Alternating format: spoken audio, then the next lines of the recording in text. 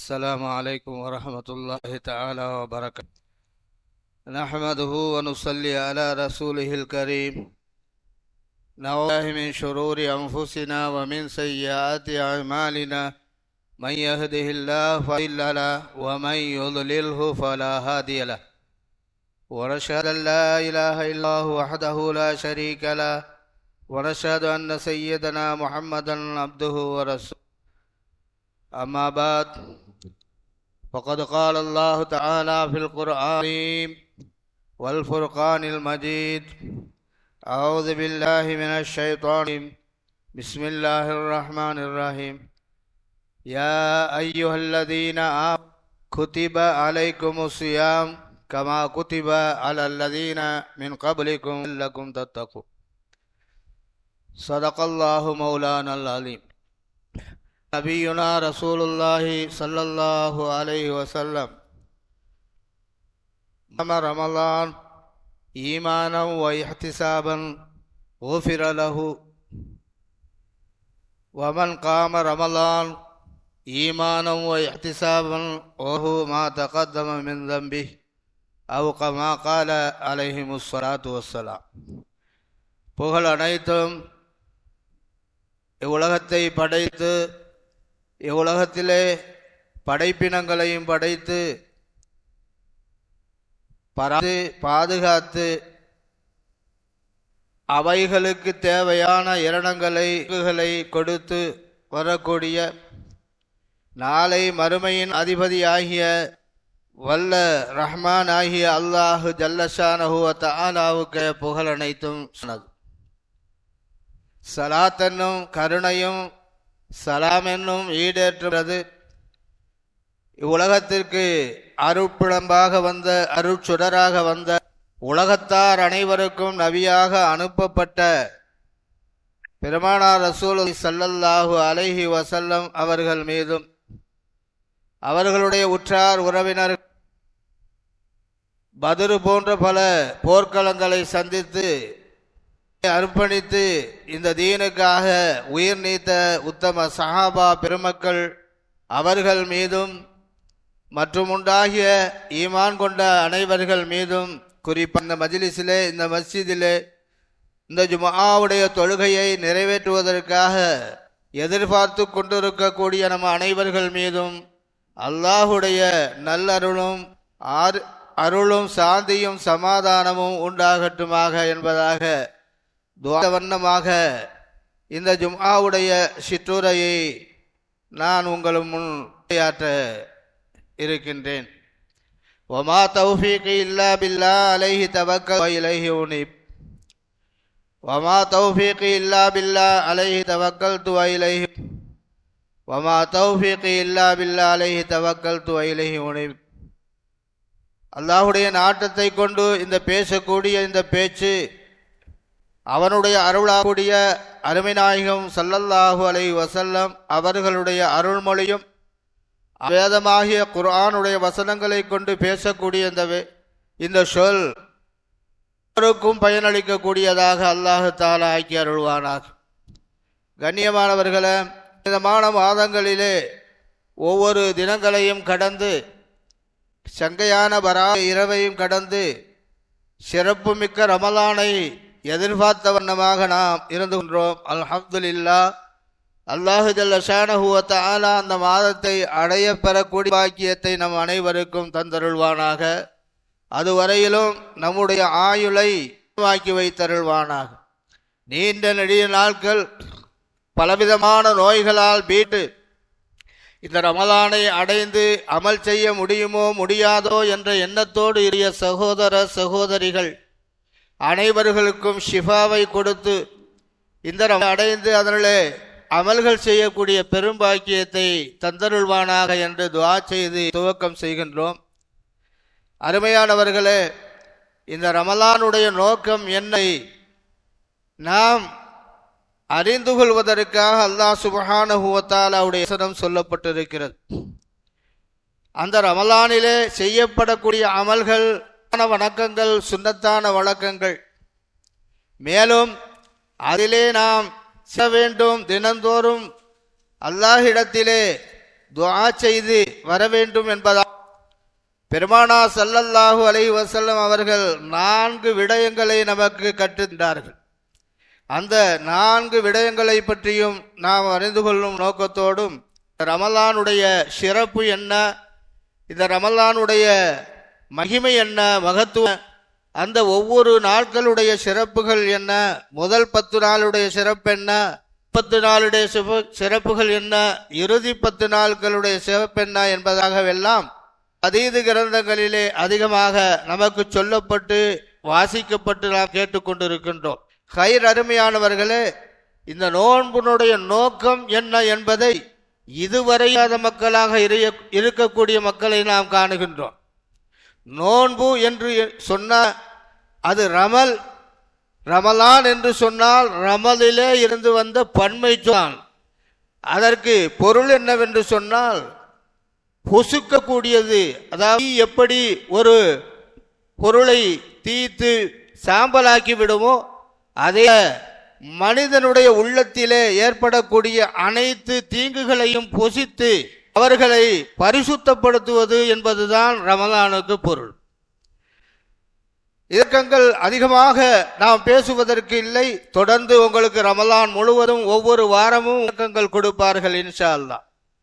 இப்பொழுது அல்லாஹ் சொல்லுகின்றான், யா அய்யுஹல்லதீன ஆமனு, யாரை பார்த்து கூப்பிட்டு சொல்லுகின்றான்? விசுவாசம் கொண்ட நம்மளை பார்த்து சொல்லி கூப்பிடுகின்றான். அய்யுஹல்லதீன ஆமனு, ஈமான் கொண்ட நல்விசுவாசிகளே, குதிப அலைக்குமுஸ் ஸியாம், இது நோன்பு கடமையாக்கப்பட்டு விட்டது என்பதாக.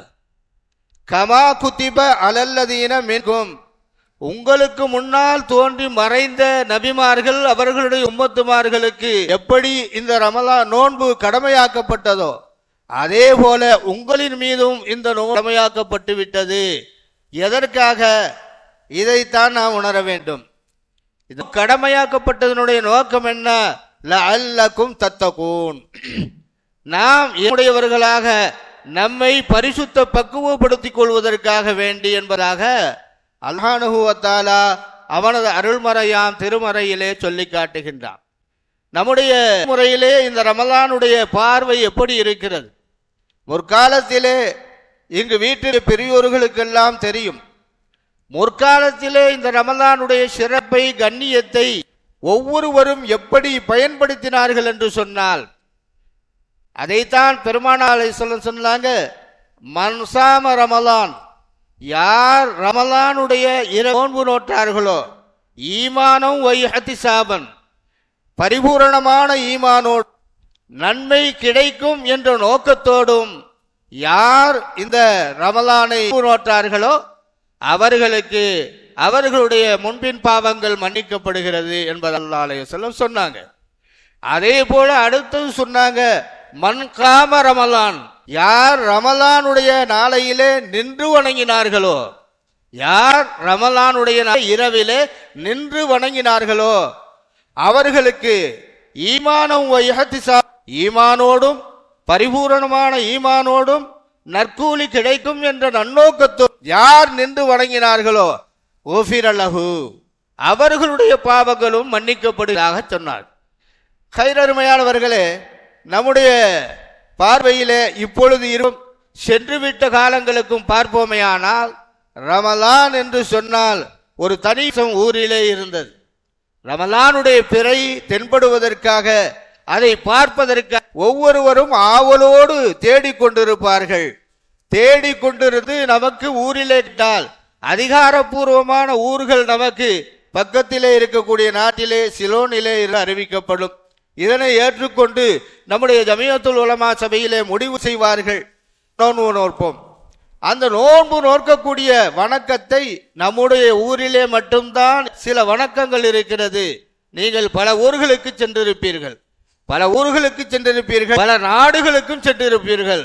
நம்முடைய ஊரிலே இருக்கக்கூடிய சில பழக்க வழக்கங்கள் முன்னோர்களான முந்திய மூத்த உலமாக்கள் ஷேഖனா ஆலிம்சா, முஹைதீன் அப்துல் காதிர் ஆலிம்சா, அஹ்மத் அப்துல் காதிர் ஆலிம்சா, இப்படி வரிசையா சொல்லிக்கிட்டே இருக்கலாம். அவங்களெல்லாம் நம்ம பார்க்கல. ஆனா பார்க்காவிட்ட அவர்களுடைய பெயர் சொன்ன உடனேயே நம்முடைய கல்பு அப்படியே துளும்புகிறது. காரணம் அவர்களுடைய தக்வா, அவர்களுடைய இரையச்சம் நம்முடைய கல்பை துளும்ப வைக்கிறது. இப்படிப்பட்ட நாதாக்கள் இந்த ஊரிலே இருந்து சில பழக்கங்கள் ஏற்படுத்தினார். என்ன? தராவீகிலே முழு குர்ஆனும் ஓதுவது. தராவீகிலே முழு குர்ஆனும் ஓதுவது ஒரு அமல். தராவீகு முடிந்ததற்கு அப்புறம் ஹிஸ்பு மஜ்லிஸிலே முழு குர்ஆனும் இது ஒரு பழக்கம். அடுத்ததாக அது எதுவரையிலும் நடந்தது என்று சொன்னால், சிறுவர்கள் கூடிய உங்களுக்கு தெரியாது, கிட்டத்தட்ட நெருங்கிய வயதிலே இருக்கக்கூடிய எல்லோருக்கும் தெரியும். ஒவ்வொரு சில பள்ளிகளிலே வித்ருடைய தொழுகையை 11 ரக்காத்தையும் தொழ வைப்பார். அங்கங்கு சில பள்ளிகளிலே நடக்கிறது. குறிப்பாக மரைக்காயர் பள்ளி, உலமாக்கள் தங்கக்கூடிய அந்த பள்ளி எப்படி இருக்கும் என்று சொன்னால், தராவீஹ் ஒரு 10 மணிக்கு முடியும். 10 ஹிஸ்புடைய மஜ்லிஸ் 1 மணி வரையிலும் நடக்கும். 1 மணி வரையிலும் ஹிஸ்புடைய நடக்கும். அதற்கு பிறகு ஒரு அரை மணி நேரம் தேநீர் அருந்து விட்டு 1:30 மணியிலிருந்து சஹருடைய நேரம் வரையிலே வித்ருடைய தொழுகையும் தஹஜ்ஜுத் தொழுகையும் தொழுத நல்லடி இருக்கிறோம். இப்பொழுது அது இருக்கிறதா? சிந்தனை செய்து பார்க்க வேண்டும். ரமலான் சொன்னாலே ஒரு பெரிய ஆனந்தம் மக்களுக்கு மத்தியில். எப்படி பெரிய ஆனந்தம் என்னனால், 11 மாத காலம் நாம் உண்டோம், கழித்தோம், உல்லாசமாக இருந்தோம். ஒரு மாதத்தை அல்லாஹுக்காக வேண்டி அர்ப்பணிக்க கூடியவர்கள் இருக்கிறார்களா? சிந்தனை செய்து பார்க்க வேண்டும். இருந்தாங்க, முற்காலத்திலே இருந்தாங்க, வரலாறுகளை பேசிக் கொண்டிருந்தால் நேரம் கடந்து கொண்டு, அப்பொழுது உள்ள காலத்திற்கும் இப்பொழுது உள்ள காலத்திற்கும் நாம் பார்க்கும் பொழுது, ரமலானிலே நோன்புக்கு என்று ஒரு கஞ்சி காய்ச்சப்படுகிறது. அதற்கு உண்ட பலகாரங்கள் பள்ளியிலே ஏற்பாடு செய்து, அது யாருக்காக ஏற்படுத்தப்பட்டது என்பது நமக்கு தெரியவில்லை. இந்த நோம்பை காய்ச்சுவது என்பது இது யாருக்காக ஏற்படுத்தப்பட்டது? நமக்கா? நம்முடைய ஊரிலேக்கா? நம்முடைய குடும்பத்துக்கா? இல்லை. வழிபோக்கர்களாக வரக்கூடியவர்கள் நோன்பு வைத்திருப்பார்கள். அவர்களுக்கு நோன்பு திறப்பதற்கு ஒவ்வொரு வீடுகளிலும் இருக்கும், இல்லாதிருக்கும். அதற்காக வேண்டி பெரியார்கள் அந்த கஞ்சி காய்ச்சி ஊத்துவதை ஏற்பர்கள் சிறிய பானையிலே, இப்பொழுது பெரிய பெரிய சட்டிகளிலே வைத்து காய்ச்சப்படுகிறது. இதுல நோக்கம் என்ன இருக்கிறது? நம்முடைய நோக்கம் என்ன இருக்கிறது? நோன்பை பற்றிய நோக்கம் இருக்கிறதா? இல்லை. அவர்களும் என்ன செய்யறோம்? அங்க போய் நாம் சேர்ந்து அதை வாங்கி இதை வாங்கி பலதரப்பட்ட உணவுகளை 11 மாத காலமும் சாப்பிட்டதை விட அதிகமாக, 11 மாத காலமும் சாப்பிட்டதை விட இன்னும் பலவிதமான உணவுகளை தயார் செய்து கொண்டு ஒவ்வொரு வீடுகளிலும் சொல்றது, அடுத்தவர் பசித்திருக்க நீ உண்பது மூமின் அல்ல. அடுத்தவர் பசித்திருக்க, தாகித்திருக்க, அடுத்தவருக்கு உடை இல்லாதிருக்க நீ உடை உடுத்துவது, உண்ணுவது, தாழ்ந்திருப்பது மோமினுக்கு அழகல்ல என்பதை சொன்ன நம்முடைய மார்க்கத்தை நாம் பின்பற்றி கொண்டிருக்கிறோம். இது தனக்கு சொந்தமானது.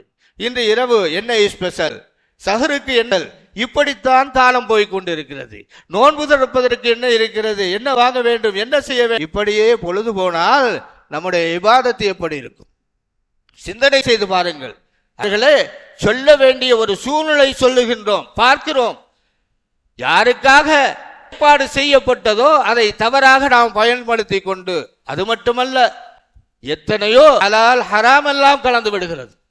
நோன்பு திறக்கக்கூடிய அந்த உணவிலே ஹராம் விடுகிறது. யாரு கொடுத்தாலும் வாங்கி விடுகிறோம், செய்து விடுகிறோம், கொடுத்து விடுகிறோம். ஹராம் ஹலால் பேணுகிறோமா? இல்லை.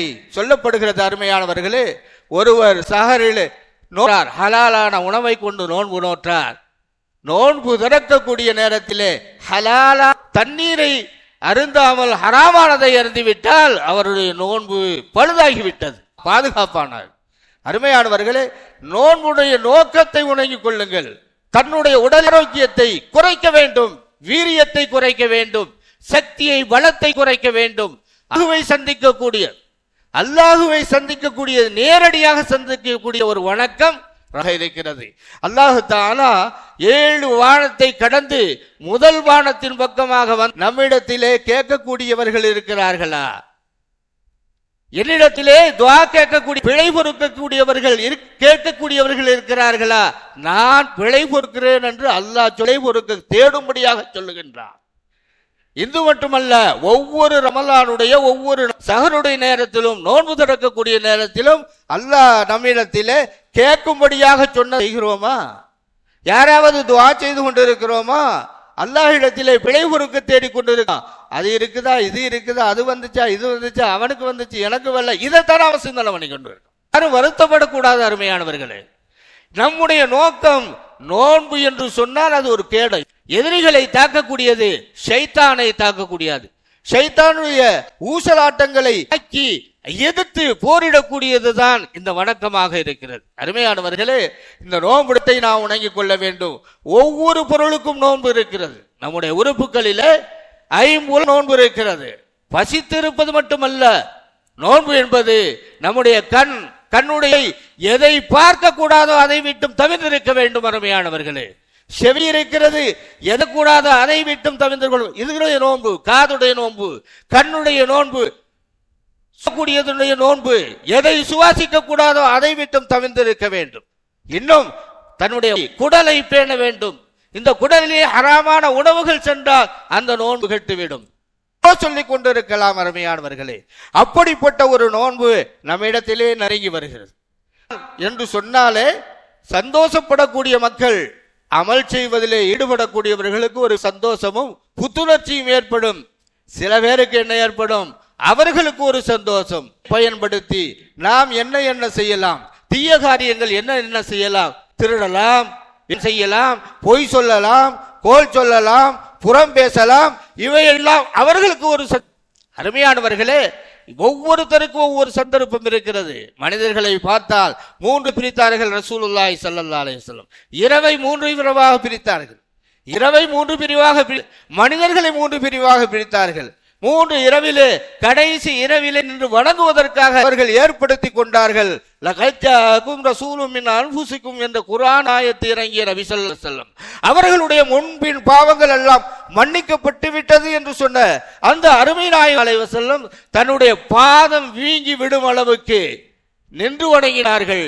தன்னுடைய திருகை இழக்கக்கூடிய சத்தம் வந்து கொண்டிருக்கும் அழுதவர்களாக வணங்கினார்கள். சிறிது நேரம் வணங்கினாங்க, நேரம் குர்ஆன் ஓதுனாங்க, சிறிது நேரம் முராகபா செய்தார்கள். இப்படி பலவிதமான ஹதீஸ்கள் இருக்கிறது. ஆயிஷா சித்திகா உம்முல் முஃமினீன் ரலியல்லாஹு தஆலா அன்ஹா கேட்டார்கள், யா ரசூலல்லாஹ், அல்லாஹ்வுடைய உங்களுடைய முன்பின் பாவங்கள் மன்னிக்கப்பட்டு விட்டன என்று அல்லாஹ் முத்திரையிட்டிருக்கிறானே சூரத் தௌபா, நீங்கள் ஏன் இப்படி தன்னை வருத்தி கொள்ள வேண்டும் என்பதாக கேட்கும் பொழுது என்ன சொன்னார்கள் அருமை ஸல்லல்லாஹு அலைஹி வஸல்லம்? என்னுடைய வாழ்க்கை எப்படிப்பட்டது என்று சொன்னாள். வாழ்த்துக்கள் போது கூட சொன்னாங்க, நானும் என்னுடைய மனைவிமார்களும் வாழ்ந்ததை போல வாழுங்கள் என்று சொன்னார் ஸல்லல்லாஹு அலைஹி வஸல்லம். என்ன சொன்னாங்க? ஆயிஷா, நான் என்னை படைத்த ரப்புல் ஆலமீனுக்கு நன்றியுடைய அடியானாக ஆகுவதை நீ விரும்பவில்லையா என்று கேட்டார். அருமையானவர்களே, காரணம் அந்த அளவு அல்லாஹ்வுடைய லைஃப், அல்லாஹ்வுடைய நேசம், அல்லாஹ்வுடைய நெருக்கத்தை காரணமாக அவர்கள் கேட்டார்கள், அல்லாஹ் இடத்திலே மன்றியிட்டு கேட்டாங்க. இந்த 3 இரவிலும் 3 சிலர் இஷா தொழுதார்கள், உறங்கி விடுகிறார்கள், அவர்களுக்கு ஒன்றுமில்லை. சிலர் இஷா தொழுதார்கள், இரவு முழுவதும் சுற்றி திரிந்தார்கள், அவர்களுக்கு பாவங்கள் சேர்கிறது. தொழுதார்கள், சற்று உறங்கிவிட்டு இரவிலே நின்று வணங்கினாங்க, அவங்களுக்கு நன்மை கிடைக்கிறது. அருமையான இந்த ரமலானுடைய சிறப்பை நாம் உணர வேண்டும். ஒவ்வொரு நாளுடைய இஷாவுடைய தொழுகையை பற்றி, சுபஹுடைய தொழுகையை விட்டு ஜமாஅத்தோடு தொழுவதற்குரிய நன்மை என்ன தெரியுமா? கேள்விப்பட்ட விஷயம்தான். பாதி இரவு நின்று வணங்கிய நன்மை, பாதி இரவு நின்று தஹஜ்ஜுது, வித்ரு, நஃபில் என்ன தொழுதோமோ அந்த நன்மைகள் இஷாவை ஜமாஅத்தோடு தொழுதால் கிடைக்கப் பெறுகிறது. அதே போல தொழுகை ஜமாஅத்தோடு தொழுதால் மீதி பாதி இரவு ஆக 2ஐயும் சேர்த்து தொழுதால் முழு பகுதியும் வணங்கிய நன்மை கிடைக்க பெறுகிறது என்பதாக பெருமானார் ரசூலுல்லாஹி ஸல்லல்லாஹு அலைஹி வஸல்லம். ஆகவே அருமையானவர்களே, யா அய்யுஹல்லதீன ஆமனு குத்திப அலைக்குமுஸ் ஸியாம் என்று சொன்னால் உங்களுடைய அனைத்து உறுப்புகளின் மீதும் நோன்பு கடமையாக இருக்கிறது என்பதை நாம் எல்லாம் வேண்டும். வரக்கூடிய ரமலானுக்கு முன்னெச்சரிக்கையாக, முன்னறிவிப்பாக என்று சொல்லி தக்வாவோடு இறையச்சமுடையவர்களாக நாம் ஆக வேண்டும் என்ற நோக்கத்தோடு அமல் செய்ய இருக்க வேண்டும். அடுத்ததாக 4 விஷயத்தை சொன்னார்கள் பெருமானார் ஸல்லல்லாஹு அலைஹி வஸல்லம். ஒவ்வொரு ரமலானுடைய ஒவ்வொரு நாளும் என்ன செய்ய வேண்டும்? லா இலாஹ இல்லல்லாஹ் என்ற கலிமா அதிகமாக ஓத வேண்டும், அதிகமாக செய்ய வேண்டும். இது ஒவ்வொரு மனிதனின் மீது கடமையாக இருக்கிறது.